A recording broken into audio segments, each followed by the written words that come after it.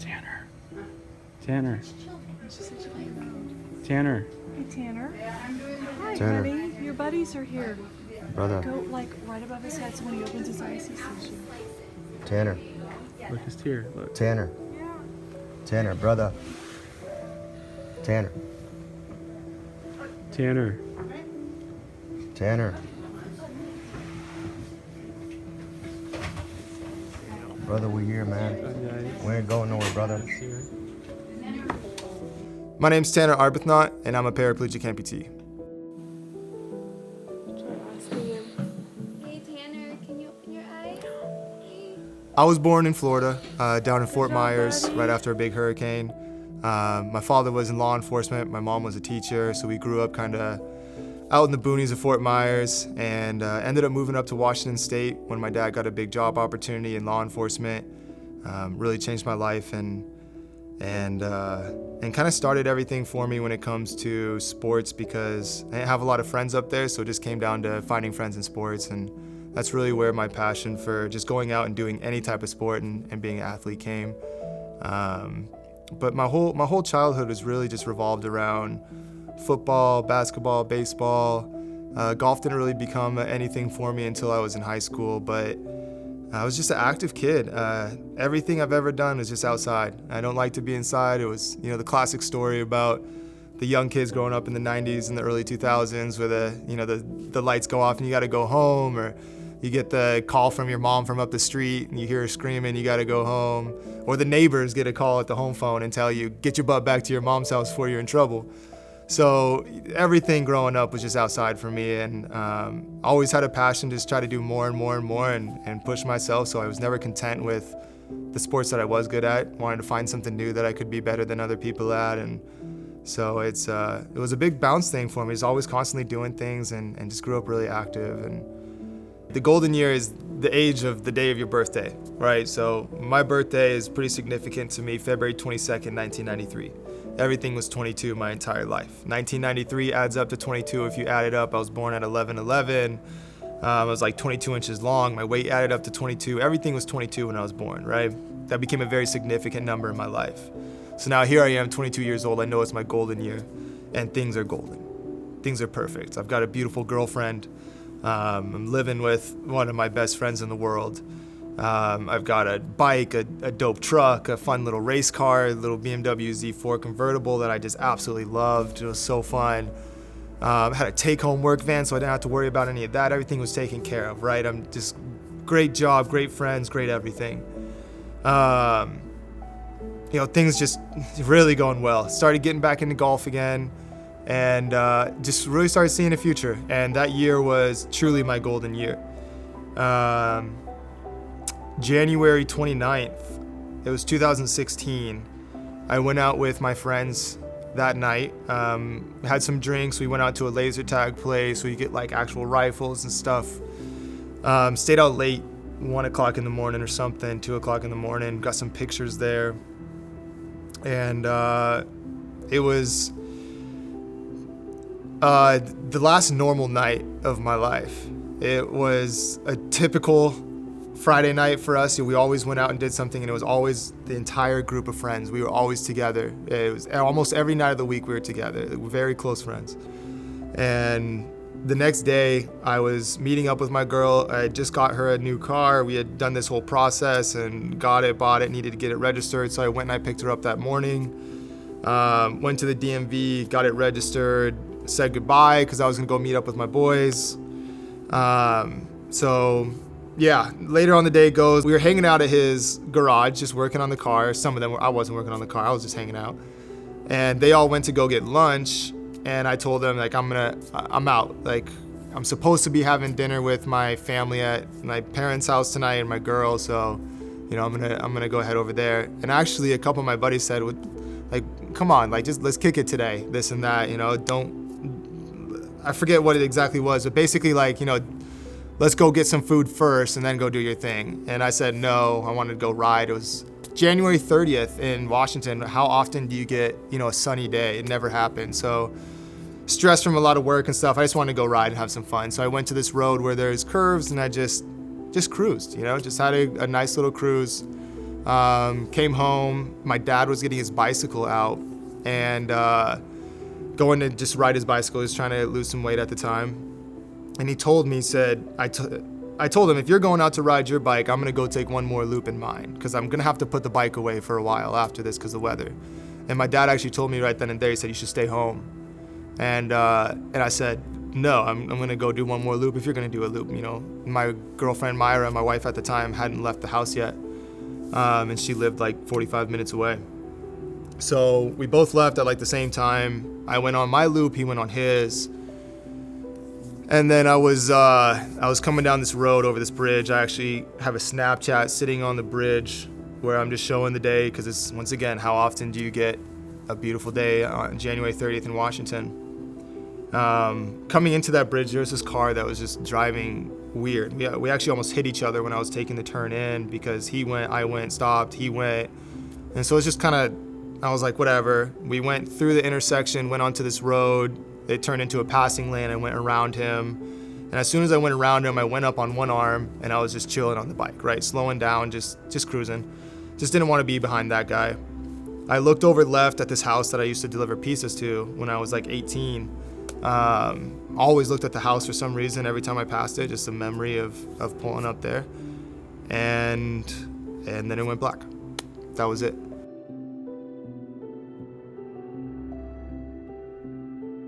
Just right after that, my dad, like I said, my dad was riding his bicycle, right? And he was actually right down the road. And like I said, my dad's been a cop at that point 20 plus years. And as he rides down the road, he sees commotion. And I just out of curiosity, professional curiosity, to see if he could go help someone, just rides his bicycle down. And next thing you know, he sees me laying there on the ground next to my bike, just blood flowing through my pant leg. And yeah, so when I actually, and I don't remember this, but I had just gotten in a motorcycle accident, and when I woke up, right there at the scene of the accident, I was right there with my dad, and he asked me, what do you feel? Like, what is it? And if I remember correctly, I told him, you know, I can't feel my legs, and my back really hurts or something. I tried to move, and he told me not to. I passed out, like, right after that, and then just a godsend thing. My girlfriend at the time, she went the same way to my parents' house for 2 years anytime we went there, right? She's the typical girl, doesn't want to get lost, doesn't want to go a new direction. I argued with her all the time, just take this turn and it'll take 15 minutes off your drive, but she never did it. That day, for some reason, she was sitting at that stoplight where she could have gone straight the way she always goes, or she could have taken a right the way I told her to go, and she decided to take a right. And she was driving there. She sent me a text. She knew I was on my bike, and we were going to be meeting back at my parents' house. And she sent me a text basically just saying, like, I don't remember, honestly. It's something about, are you okay, or something, because I hadn't responded back in a while. And we had each other's locations, and so she saw that I was just in the same spot. And she ends up pulling up to that road across the bridge and gets stuck in traffic, just dead stop traffic everywhere you could see. And I guess she didn't really think much of it at first, and then when she looked at the location, it kind of registered that I wasn't responding and that I was still there. So she got out of her car and ran up. And I don't want to misquote, something along the line, she heard someone say the red motorcycle, and she knew right away. And so she had sprinted through the crowd and just ran towards my body. And luckily my dad was there to grab her and make sure she didn't jump on me or anything.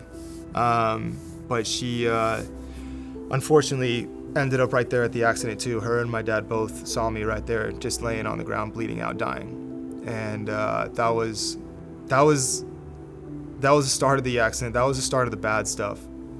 The start of the miracles was a gentleman who pulled over. It was like, I think it was like the second car or something. He pulled over on the side of the road, off-duty paramedic.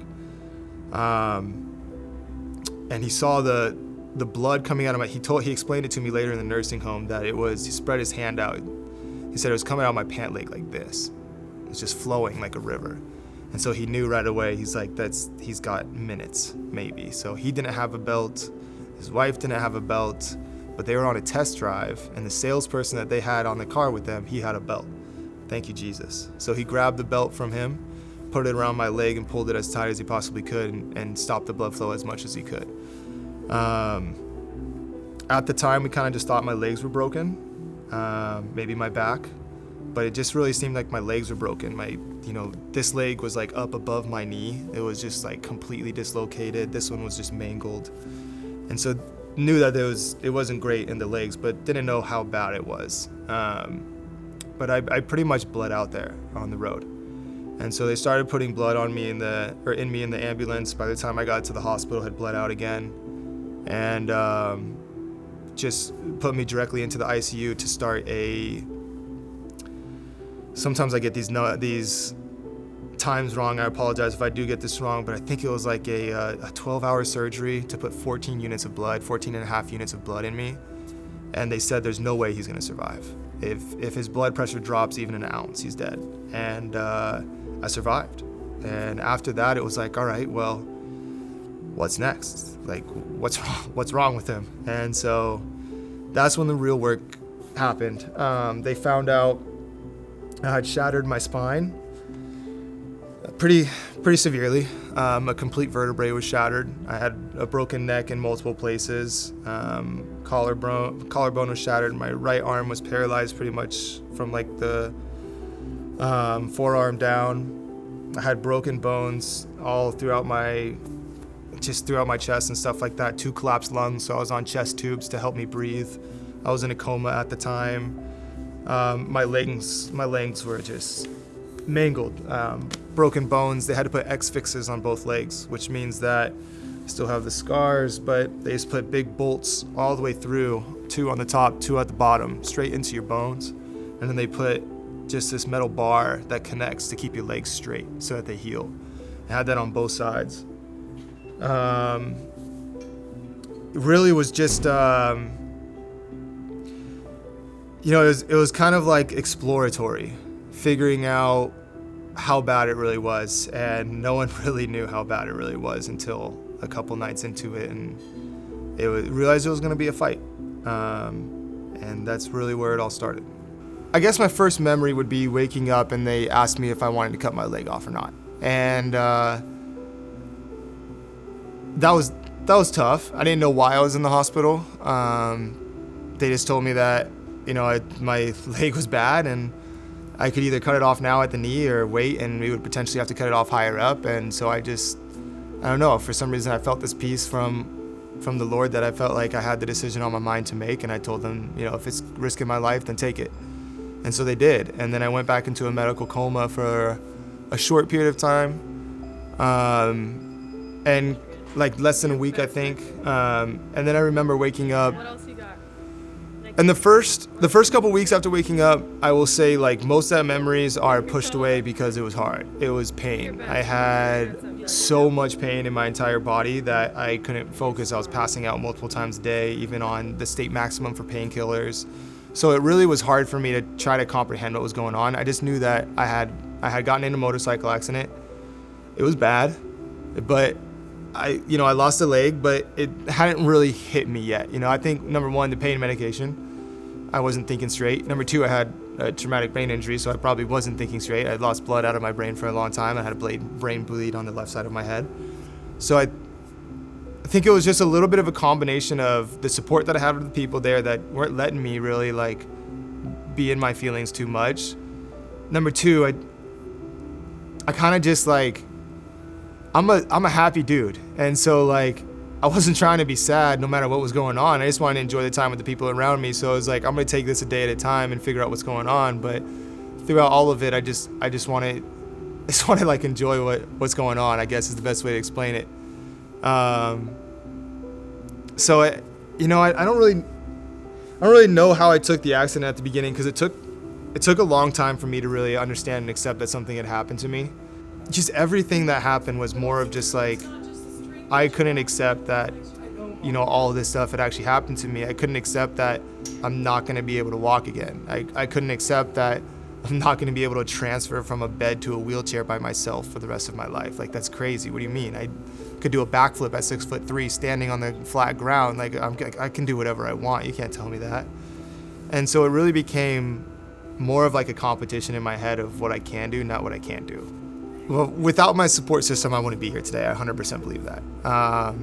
I chose to live because the people around me wanted me to live. And so, not only was my family there almost every single day, my girlfriend showed up after going to school and work every single day, would drive an hour and a half up and sleep on a chair next to me for like 6 months, every single day after that accident. So having someone there every night I was asleep, that made a big difference, not being alone.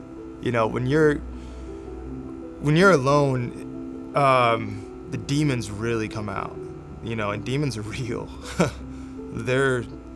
Don't let anyone tell you they're not, because they are the realest thing in the world, and they get a hold of you really fast. And when you don't have that support system, for the people out there that don't have it, I don't know how you make it to where you are. So my support system was everything. The first like 4 nights, there was 60 people they had to, like, the first night alone, all throughout the entire night, they had to literally move my entire support group of all of my friends and family, mostly friends, all to their own separate like wing of the hospital because there are so many people.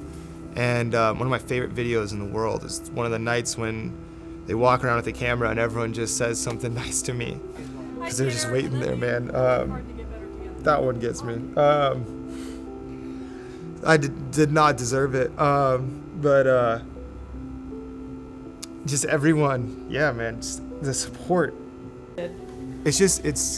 It's hard knowing who I was and who I now am.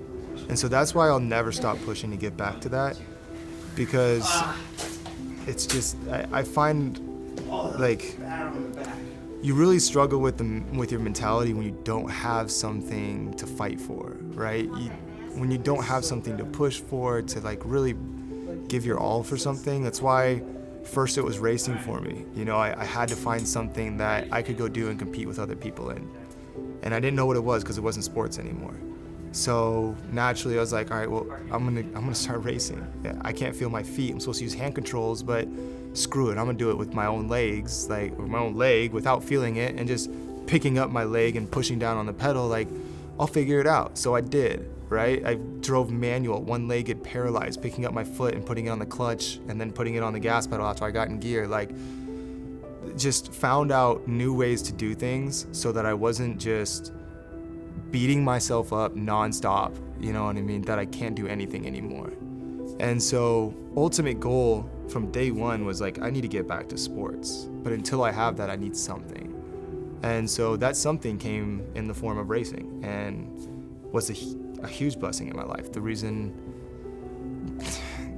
I didn't, really go through some even darker times through the first few years, because when I moved out after I left, it was a year after the accident, I finally got out of the hospital. I was staying with my parents and I was miserable. I'm in this house that I grew up in, that I have all these memories of being this super active kid and jumping down the flight of stairs and getting yelled at by my parents that I can't even go down now, just like the little things. It was just torture. So I moved out and I got my own place. Thought it was the best thing for me. Worst thing for me. I couldn't get in my car and go somewhere. Someone had to come over and like bring me stuff. Like every time I showered, I was crying from pain. Every time I got in bed, I was crying from pain. Every time I got out of bed, I was crying from pain. I wasn't sleeping. Just all day and night, nonstop when I was by myself. If my girlfriend didn't come over, or a friend didn't come over, I just hated my life. And it was a really tough time. And just being alone and remembering that right now is tough. It was the only really time that like I just didn't want to be here. There was a few times through the hospital time that I was praying to God, just take me now. The pain was so bad, but that was because of a reason, right? The pain was so bad, I was passing out, I was stopping breathing. Like I didn't want to go through it anymore. I'd rather be in heaven at that point. Well, adjusting to going from being like that, just that pity cripple, to like, wow, this is awesome, you're doing this, you're an inspiration. It was actually like, it was really interesting because it wasn't just the car side. At the same time, in 2017, a little bit after a year after the accident, I ended up in contact with TLC Network for television. They started following me around for a TV show. And my episode ended up breaking the views for any new show from TLC history on television.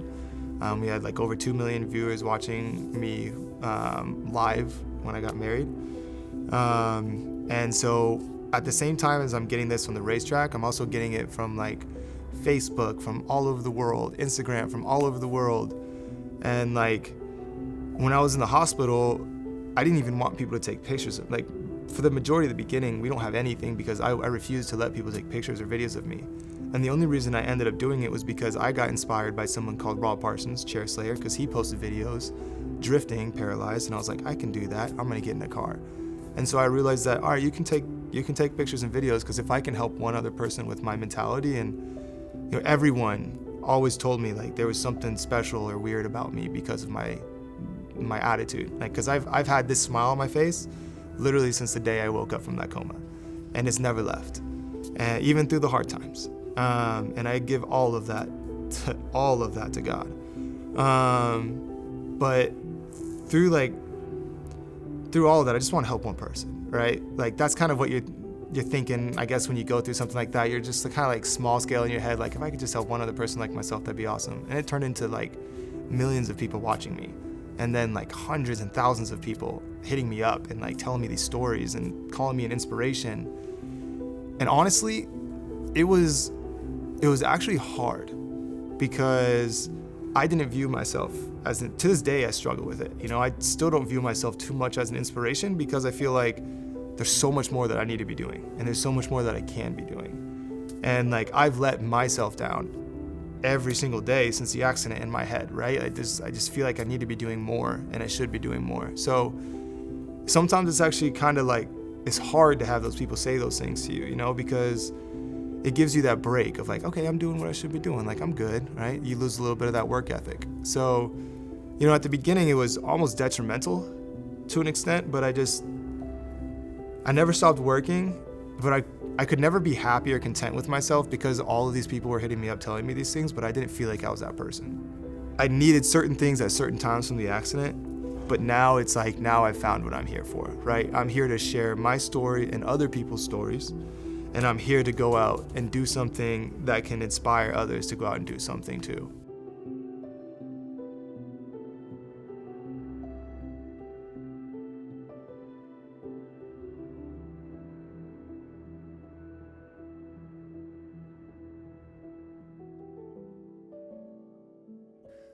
Welcome to the Unlimited Podcast. I'm Tanner, the host. Here we share a lot of stories of inspiration and people persevering through hard times in life. If you're interested in this kind of content, make sure to like and subscribe and follow us on all the different social media platforms. Thank you.